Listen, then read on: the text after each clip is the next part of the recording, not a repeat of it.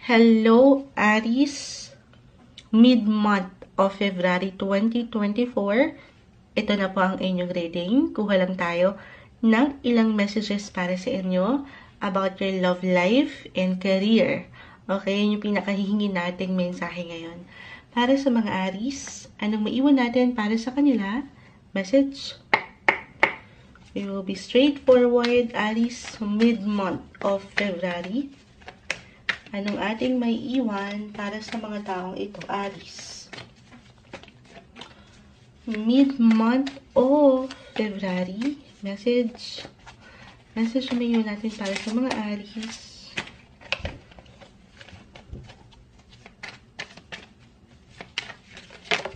Okay. So, meron ng ilang kumpol na bumagsak. The Ace of Swords. This one is in reverse. Karma. Reverse. Two of Pentacles, reverse. The Strength card ay narito. Four of Swords, reverse. The Hermit, reverse. Okay. And the Six of Wands. Sige, unahin natin ang usaping trabaho. Gawain. Maging ano pa man po ang inyong pinagkakabalahan.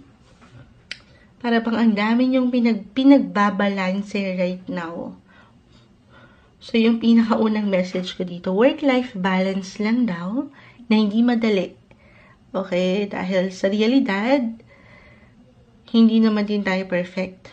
Dumadaan tayo sa ilang imbalances ng buhay. Ayan, tayo ay live na live. Sama yung camera, ayan. Live na live tayo sa ating YT.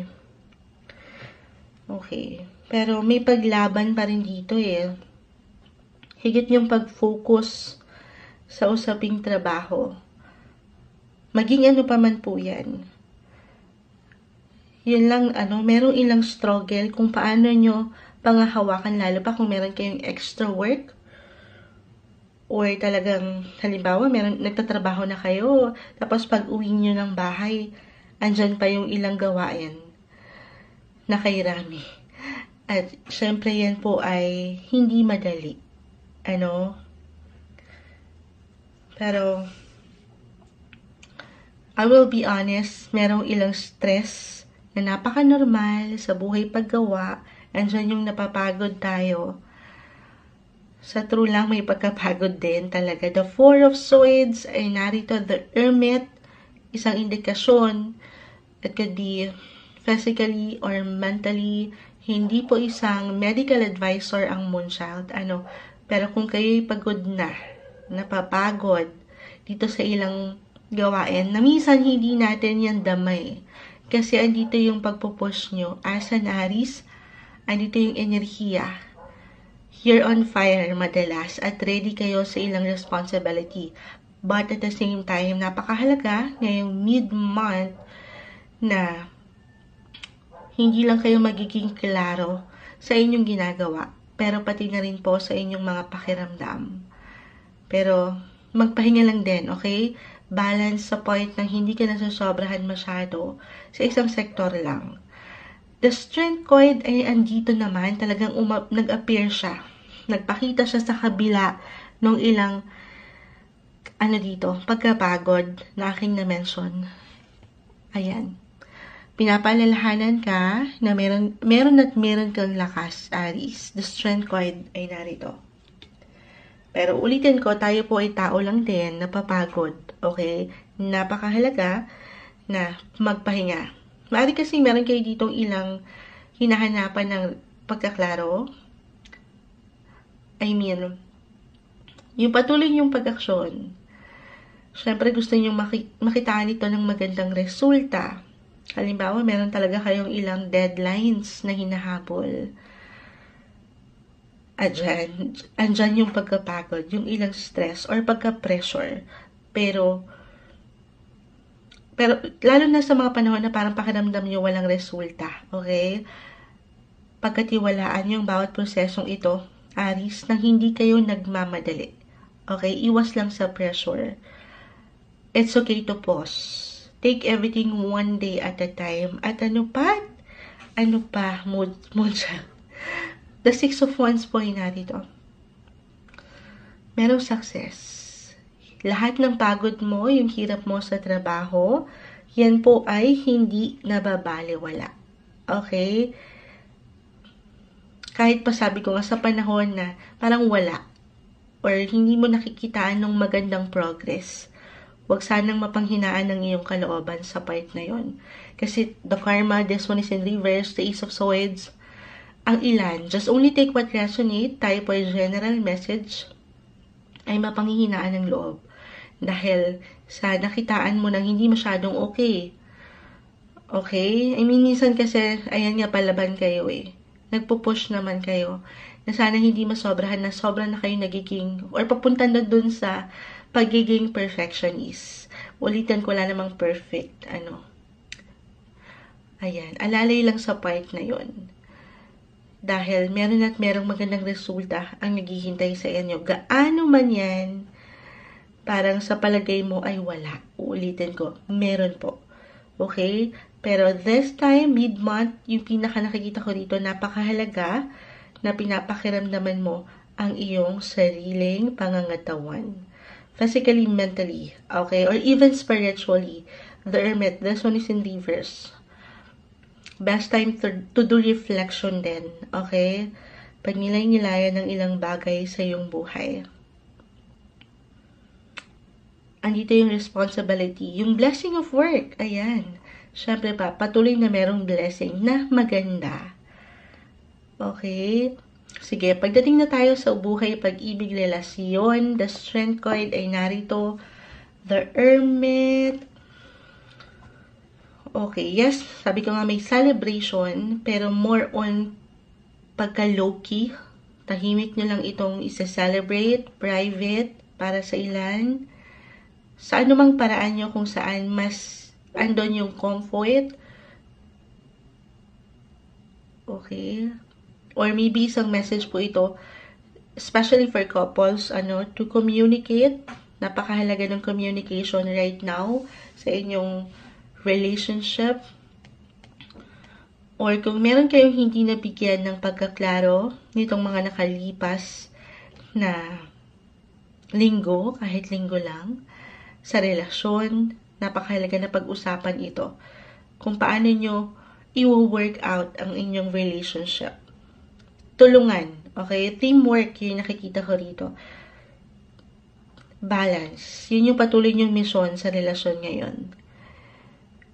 Okay, kung aking i-relate itong ilang bumagsak dito na baraha or nagpakita. Meron at merong solusyon if ever dumaan kayo at one point ngayong mid-month or kung naramdaman nyo na ito, hindi imposible na merong reconciliation or reconnection, may pag-aayos. I-claim na natin. Lalo pa kung andito po yung willingness, syempre pa, nabigyan ng pag-aksyon itong parang nakulangan kayo para sa ilan or napagod kayo at one point. So, tulungan. Okay, kasi parang maling naramdaman na to at one point na kahit kayo kahit nandito kayo sa isang relasyon, couples, married, andito yung kagustuhan yung mag-focus sa inyong sarili-sariling personal space. Parang kailangan nyo ng time alone, pwede rin, na hindi masama. Pero kung andito yung puso nyo pa rin sa isa't isa, celebrate love, okay? Nang napapaangat nyo ang communication sector. Okay. Nandito kasi yung pag-angat ng connection din or reconnection. Paglalim pa ng inyong pagsasama. Andito ang the strength card. Pagtitibayin pa kayo lalo ngayong mid-month. Single? Buhay career, yung umaangat dito. So, para sa ilan talaga dito, higit na magpo-focus. Lalo pa kung hindi pa ready. Wala namang masama kung hindi pa ready. At pinagninilay-nilayan pa ang isang tao na napakaganda. Huwag ka magmadali. Iwas pressure. At ito, sa paraan nyo, more on self-care, self-love pa rin tayo. Hindi nyo naman mahal ang inyong mga sarili, Pero dyan kayo higit na magiging buo. Kung saan kayo mas komportable kapag naging or napaangat niyo yung comfort, yung security, and yung stability kahit kayo lang muna, Diyan magbubukas ng higit yung kaliwanagan para sa inyo. Okay, para kasi meron kayong kailangang i-workout pa dito. Singles, especially. Again, physically, mentally, magpapahil, okay? Magpapagaling, magpapaganda para sa mas ikabubuo nyo. Kahit pag-gaano na kayo ka-ready, minsan, may mga pagkakataon na hindi natin na ipapaliwanag ang mga bagay-bagay sa isang salita lang or sa isang pakiramdam lang. So, kailangan nyo munang maging buo. Gaano man kayo ka-ready. Okay? Balance. Or kasi reversal tayo every time maning itong person mo in the future or partner in life ay baka sa kanya mag-apply ito na meron pa rin siyang higit na pinagtutuunan ng priority right now. Single, more on focusing sa sarili mo muna. Mid-month, okay, tayo po ay mid-February 2024 ang binabasahan natin. Pero ano pa? Once na mas gamay nyo na ang ilang bagay-bagay, mas ready na kayo, mas kompleto na ang lahat. Diyan magbubukas ang kaliwanagan kasi nakakuha tayo ng ilang parang clouded judgments. Hindi klaro. Okay? Especially for singles. Pero hindi ibig sabihin ay wala. Andito ang success. Pero unti-unti, pagkakatiwalaan ng proseso na pwede mong pagdaanan pagdating sa buhay, pag-ibig man or career, Aries, kuha tayo ng pinaka-final advice para sa inyo. Ayan, may umaangat dito. Fluidity. And freedom. Sabi ko nga, kahit andito kayo sa inyong relasyon, eto hindi kailangan laliman, kahit na married na kayo or attached, igagalang niyo pa rin or irerespeto niyo pa rin yung personal space ng bawat isa. Na andito ay nagagawa niyo yung inyong mga hilig or mga kagustuhan kung saan kayo sa palagay niyo ay kailangan muna. Hindi dahil sa binabaliwala or babaliwalain ang kapareha or itong love sector, pero kasi sumasabay or maybe isang message na sasabay kayo sa agos ng buhay. Yun lang din naman ang magagawa natin. Ang patuloy na sumabay sa agos ng tubig na ito ng buhay. Para sa inyo, ngayong mid-month of February 2024, Aries.